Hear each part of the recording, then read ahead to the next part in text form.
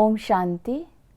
8 अप्रैल 2021 की साकार मुरली से हम होमवर्क लेंगे। आज बाबा बागवान बनकर आए हैं फ्लावर शो में, और आज हम ये ध्यान रखेंगे कि खुशबूदार फूल बनने के लिए मुझे क्या पुरुषार्थ करना है। तो सबसे पहले चलते फिरते अटेंशन रखेंगे कि मनसा वाचा कर्मणा, ऐसा कोई विकर्म ना हो जाए जिससे कोई कहे ये तो कांटा है। तो मन में और वचन में और कर्म में मन से स्वमान की स्मृति में रहें, और वचन में अलौकिकता का ध्यान रखें, और कर्म करते समय हम दूसरों को सुख देना है इस बात की स्मृति में रहें। दूसरा है खुशबूदार फूल वो होगा जो सबको सुख देता है, तो इसी को बोलते हैं कि चलन बहुत मीठी होनी चाहिए। और जो कोई क्रोध करता है तो उसके साथ नम्रचित होकर के बात करनी है।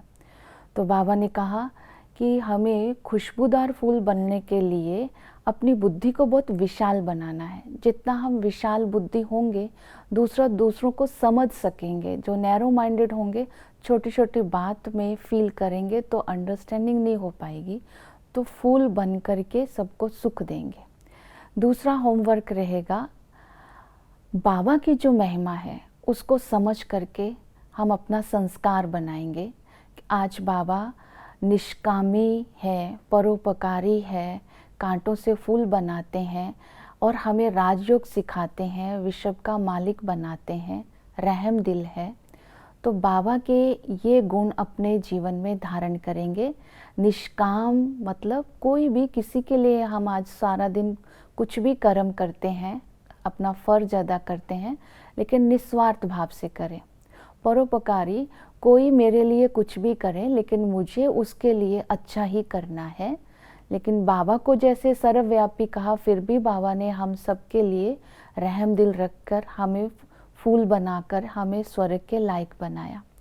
तो कांटों से फूल बनना है और दूसरों को बनाना है, जैसे बाबा ने बनाया हमें और हमें दूसरों को बनाना है।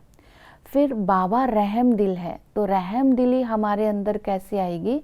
जब रूहानियत और रहम दोनों का बैलेंस रखेंगे तब हम भी बाप समान रहम दिल बन सकेंगे। बाबा सबकी सद्गति करते हैं, अर्थात हम विकारी बंधनों से मुक्त होते हैं। तो हमें भी अपने साथ रहने वालों को अपने कर्म से और अपनी चलन से, अपने व्यवहार से बंधनों से मुक्त होने का प्रेरणा देना है। तो स्वर्ग की स्थापना बाबा कर रहे हैं, तो हमें भी बाबा के साथ स्वर्ग की स्थापना करने में मदद करनी है। तीसरा, आज हम इस बात पर ध्यान रखेंगे कि बाबा ने कहा है युक्ति से स्वयं को बचाना है। तो युक्ति से स्वयं को बचाने के लिए हम क्या पुरुषार्थ करेंगे? स्वयं को बचाना यहाँ अर्थात पावन बनने की बात हो रही है। तो बाबा ने कहा कि आपके अंदर ऐसी युक्ति होनी चाहिए कि पावन बनने में कोई विघ्न भी डाले तो आप नम्रचित होकर उसके साथ व्यवहार करो, और कुछ सहन भी करना पड़े तो सहन भी करो। इसमें कोई बड़ी बात नहीं है, क्योंकि प्रारब्ध बहुत ऊंची है। तो सहन करने के लिए हमें दूसरे के लिए शुभ भावना नहीं छोड़नी है, ना उसकी गलतियों का किसी के साथ वर्णन करना है, तो सहन करना इजी हो जाएगा। आज हम ये पुरुषार्थ करेंगे कि अपने को बचाने की युक्ति रखेंगे। जैसे कि पावन बनने के लिए बाबा ने आज मुरली में बोला कि सहन भी करना पड़ जाए तो क्या हुआ? क्योंकि हम राजाई ले रहे हैं।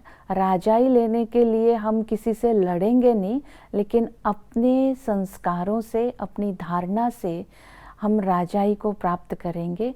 तो सारा दिन बाबा के संस्कारों को, बाबा के महिमा को याद रख कर के संस्कार बनाएंगे, और याद से हमें क्या क्या प्राप्तियां होती हैं उसका चिंतन करेंगे। और कोई भी कांटा है अपने अंदर तो उसको निकालने का अटेंशन देंगे। इस विधि से आज की मुरली को आज हम धारण करेंगे। ओम शांति।